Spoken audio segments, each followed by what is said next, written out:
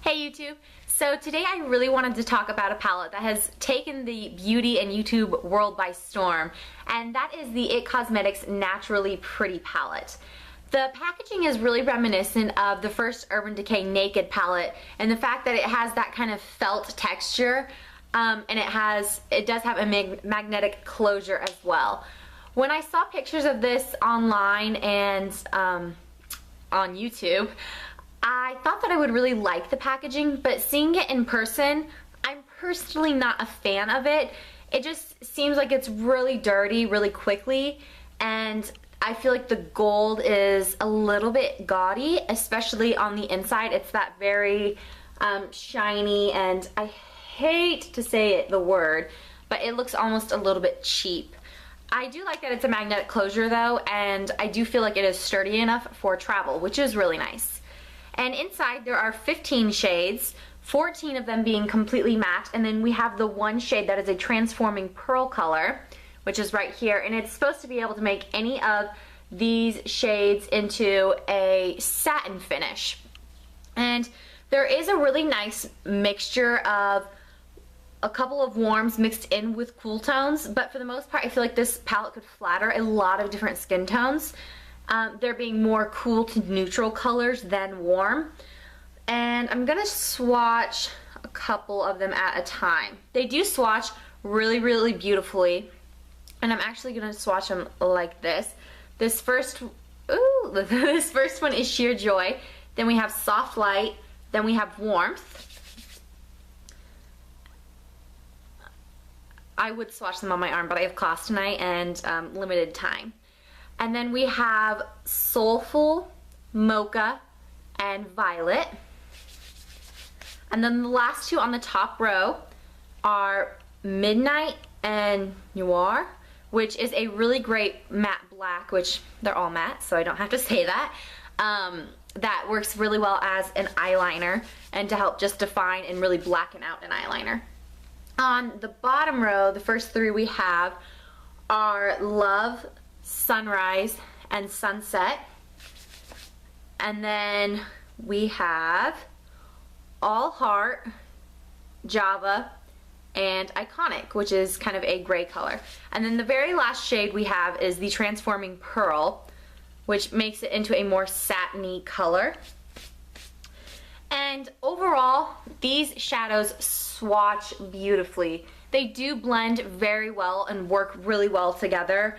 It's going to be pretty hard to make a combination or an eyeshadow look where these colors don't go.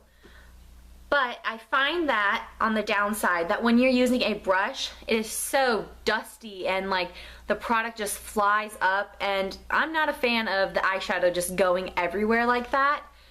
And then another downside that I found, which was more upsetting than just, you know, a little bit of a mess with the eyeshadow, was that if you do not wear an eye primer with these, they are going to crease. Oh my goodness. The first day I wore them, I don't typically have that much problem with eyeshadows creasing, but the first day I tried out this palette, I did not use an eyeshadow primer because I don't all the time. I have two boys, I'm kind of busy, and that just seems like an extra step in, you know, my getting ready. And my boys don't care if I have makeup on my face or not. And you could just tell I did a really light look, and I was using Sunrise and Soulful, so Sunrise and then Soulful in my crease, and I just looked in the mirror later in the day, and it was so dramatic. It was very, very obvious that they were creasing. So that was a really big bummer to me. And I even find that a couple of the shades with a decreasing eyeshadow primer, there is a little bit of creasing. But if you can look past that, or if you always have the time to put an eyeshadow base on or primer on first, I think that you're really gonna like this palette.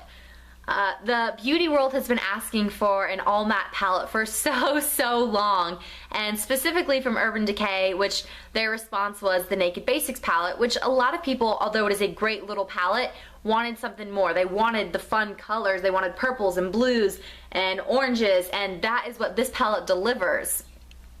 On the kind of negative side, you can make dramatic looks with this, you can make fun looks with it, but a lot of these are very, very work appropriate. So if you love matte shadows, I think that you would really like this palette.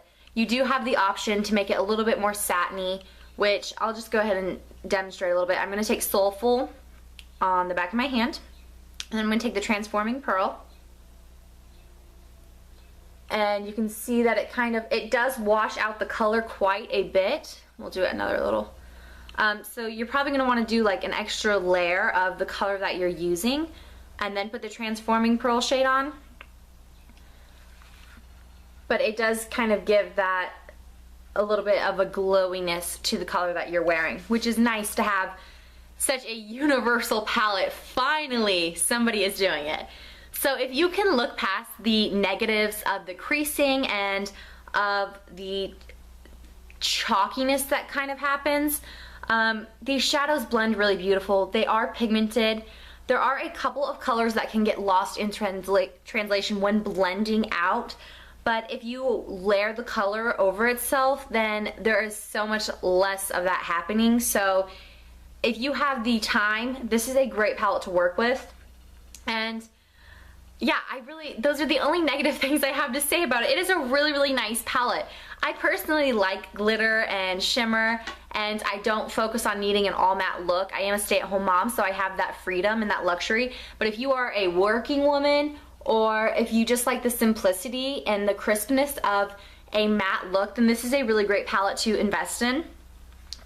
And I would recommend this to anybody, unless you, of course, you know, don't really like matte looks. But this is a great palette to take with something that is more glittery or more shimmery, because you do have some great transition colors in it. And then you also have, you know, the versatility of these darker colors can really make a good crisp like black or gray eyeliner, and you don't have to take, you know, a million palettes with you if you're traveling or something like that. So that is my review on it. I think it is a great palette despite the few negative qualms I had with it. If you're thinking about getting it, I do recommend it because I haven't really seen another palette like it out there. I do think it's better than the Lorac Pro. I'm just gonna say that. I wasn't all like goo goo gaga over the Lorac Pro, but I do think that this one is better. And I didn't experience the fallout with this one that I did with the Lorac Pro. So that is everything. I do film about 2 to 3 videos a week, so if you enjoyed this video, I would love for you to like and subscribe and see what else I have coming out. I did film a Radiant Orchid lips look before this, and I might go crazy and just put them both up on the same day, because I do have a couple different videos coming out later this week. So until then, I will see you guys in my next video. Bye guys.